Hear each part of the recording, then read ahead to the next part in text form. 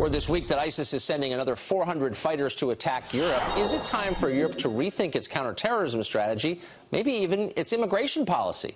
We asked former governor and presidential candidate Mike Huckabee, who joins us live this morning. Governor, it's great to see you. So you may have seen John Kerry, our Secretary of State, who's over in Belgium, explain yesterday that the attack on the Brussels airport is actually a sign we're winning because we threatened ISIS in the caliphate. Do you take that as a sign of success? It's the most ridiculous thing, Tucker, I've heard. It's really embarrassing that the Secretary of State wants to say that the carnage that we saw in Brussels is the result of us doing something wonderfully right. No, it's the result of a complete breakdown, not only in Europe, but in the rest of the world, of being naive and understanding that ISIS is not going away, and it's like the whack-a-mole. If you hit them in one place, they're going to come up somewhere else. The only way to deal with them is to eradicate them, to aggressively go after them and destroy them. There is no coexistence here. This isn't the Cold War. This is a hot mess, and we're going to have to treat it that way. And I thought Kerry's remarks were totally embarrassing for the United States, to say that all those dead people were really a successful kind of reimportation of ISIS somewhere other than the Middle East. Yeah, these are its death throes. Doesn't look that way. I wanted to take you to the presidential race, which you just left. You know, of course, everybody involved. The Trump versus Cruz controversy. Each one saying, your wife's unattractive, mine's better looking. And then the allegations by the National Enquirer against Ted Cruz, hitting him on his personal life. I don't even want to repeat it, but pretty tough accusations, unproven at this point.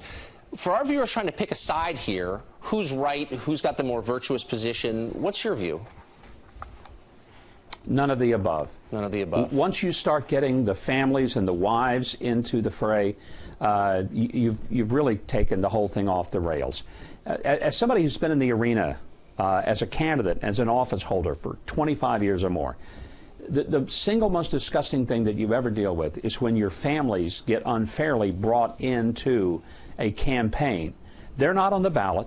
There's no reason to attack them in whatever way. And whether it's done by surrogates that candidates can say, oh, I had nothing to do with it, or whether it's done by the candidates themselves, this is simply something that ought to be off limits. And I would suggest that Cruz and Trump have a phone call, kind of like you know, Vito Corleone sitting down with Philip D'Italia and saying there's got to be a truce, because this goes nowhere that helps anybody, and it's really, really I believe it. Horrible. I remember when people affiliated with the Romney campaign went after your family in the '08 election. So how does this end? I mean, the Republican Party is fractured. Everyone wants to see it brought back together for the general, but the allegations are of a moral nature.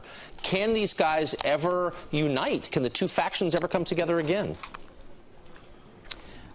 I don't think there will be a lot of sincerity if there's a moment on the stage at the RNC in which you know, these two guys hug and wave hands together.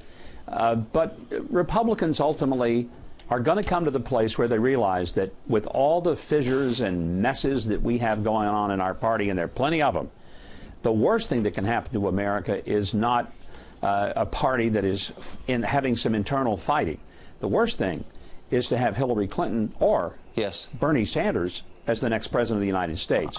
And that's when I think people will start thinking rationally. At least, Tucker, I sure hope so. We're going to save this tape in case people ever do start thinking rationally. You will have called it. Mike Huckabee, I wish we had more time, Governor. It's great to see you this morning.